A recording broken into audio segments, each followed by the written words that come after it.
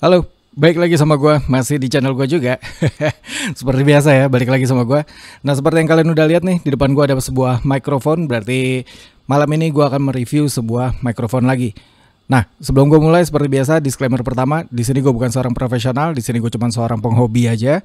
Lalu disclaimer yang kedua, mikrofon di video ini tidak disponsori atau bekerja sama dengan pihak manapun, jadi mikrofon ini gue beli dengan uang gue pribadi. Oh ya, buat kalian yang belum subscribe, boleh dong di-subscribe dulu. Oke, jadi langsung aja biar nggak kepanjangan videonya. Audio yang kalian dengerin sekarang ini dari mikrofon Pro-L. Gue nggak tahu bacanya Pro-L atau Pro-L gitu ya. Yang serinya itu DM581 USB. Ini adalah dynamic USB microphone yang polar patternnya cardioid. Tapi sebenarnya dia nggak cuman USB gitu. Jadi dia punya dual output. Bisa USB, bisa tradisional yaitu XLR. Nah, seperti yang kalian lihat, yang gue pakai sekarang ini, gue masih pakai kabel XLR. Nah, audio yang kalian dengerin sekarang ini dari mic si Pro-L ini ya, DM581 USB ini, yang gue connect ke Solid State Logic 2 Plus dan gue record di Audacity seperti biasa.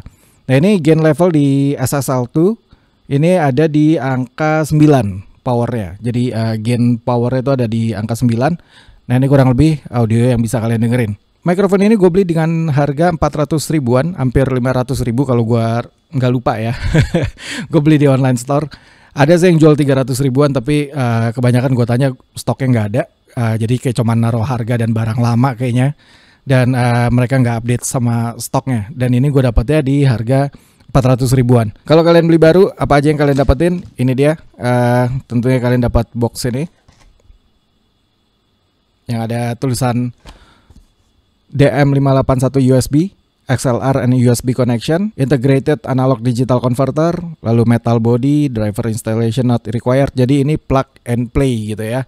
Dan memang di Windows 10, komputer gue pakai Windows 10, ini sudah plug and play. Jadi langsung gue colokin gitu ke USB. Tadi gue sempat cobain sebelum record video ini pakai USB-nya. Nah, itu bisa langsung kebaca di Windows 10. Nah, di dalam boxnya sendiri kalian akan dapat kartu garansi, lalu kalian dapat pouch buat tempat mic-nya ya. Lalu kalian dapat kabel USB. Ini kabel USB-nya udah gue keluarin.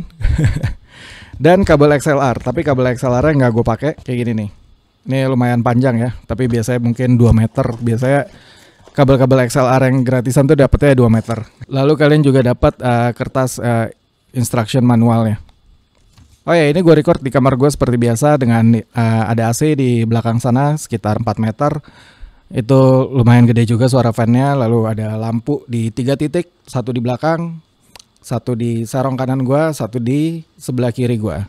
Walaupun fan-fan dari lampu itu nggak terlalu besar suaranya ya, tapi siapa tahu ke pick up. Tapi ini dynamic mic, jadi gue rasa nggak akan ke pick up juga.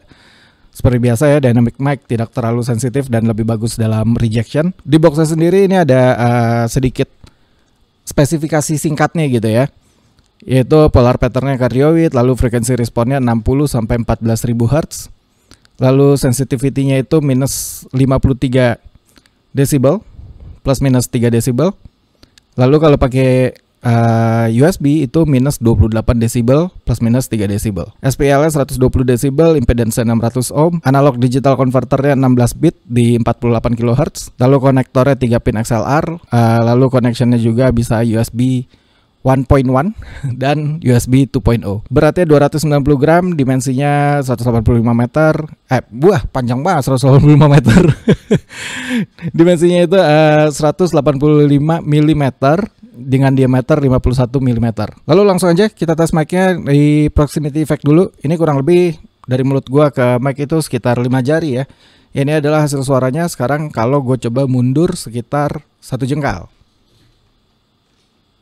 Oke, ini adalah suara yang bisa kalian dengerin dengan jarak kurang lebih 1 jengkal dari mulut gua ke mic dengan volume suara gue yang gue usahakan tetap sama. Lalu gue akan mencoba mundur lagi. Nah, ini kurang lebih jarak 2 jengkal dari mulut gue ke mic dengan volume suara gue juga masih gue usahakan tetap sama juga.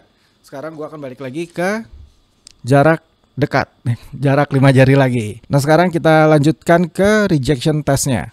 Rejection test gue akan ngomong dari sisi-sisi mic-nya dan sisi belakangnya juga. Nah, ini kalau kalian ngomong dari depannya ya, ini seperti ini suaranya.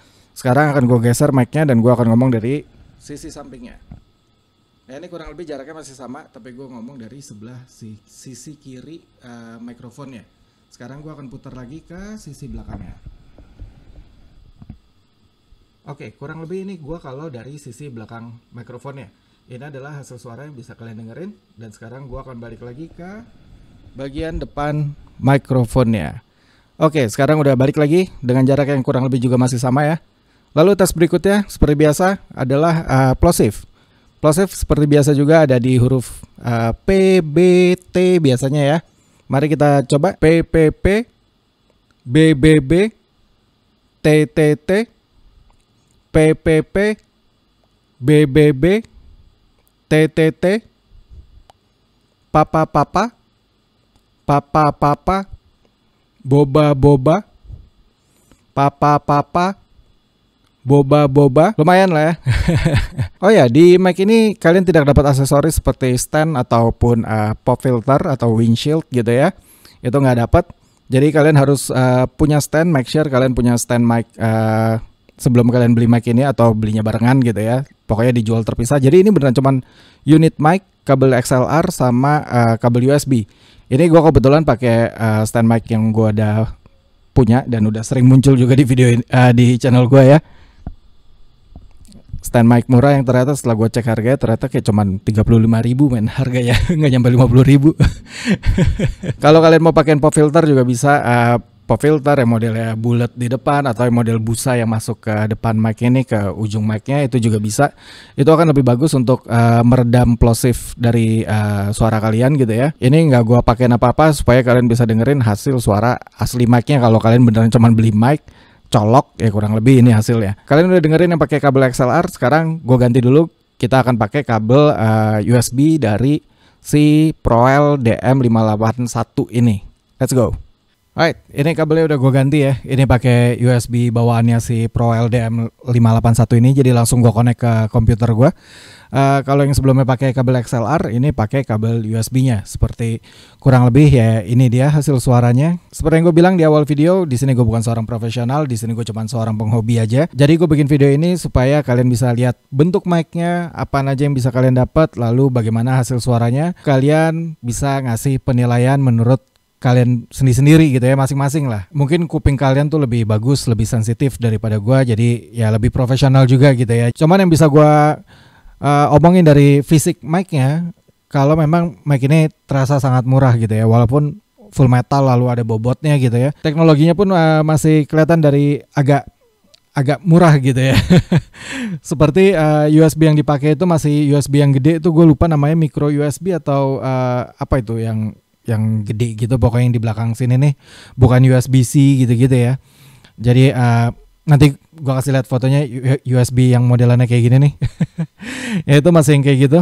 Lalu di bagian belakang itu, di bagian konektor ya, kayak lubang-lubang bautnya, termasuk di baut buat ke body mikrofonnya, itu bentuknya tuh rada apa sih, kayak rada kasar gitu pengerjaannya. Jadi nggak yang mulus dan rapih atau cantik gitu. Ini beneran ya kalian dapat apa yang kalian beli sih sebenarnya dari segi fisiknya. Sama menurut gua kekurangannya adalah kabel USB-nya tuh rada pendek. Jadi kalau kalian pakai komputer yang posisinya rada jauh gitu ya dari tempat kalian nge-record, kayak misalkan gue di sini nih, CPU gue tuh di belakang sana. Nih tangan gue nih kurang lebih jarak satu lengan gue gitu ya. Ya lebih sih sebenarnya karena colokan USB-nya kan ada di bagian belakang gitu. Nah itu kabel USB-nya tuh nggak nyampe. Untungnya gue punya yang buat itu tuh konektor USB tuh yang buat lebih panjang gitu ya. Di harganya yang 400 ribuan, tapi kalian nggak dapat aksesoris apa-apa kayak stand atau windshield gitu ya. Menurut gua sih nggak worth it untuk dibeli, karena sekarang banyak mic yang at least lo udah dapat stand lah.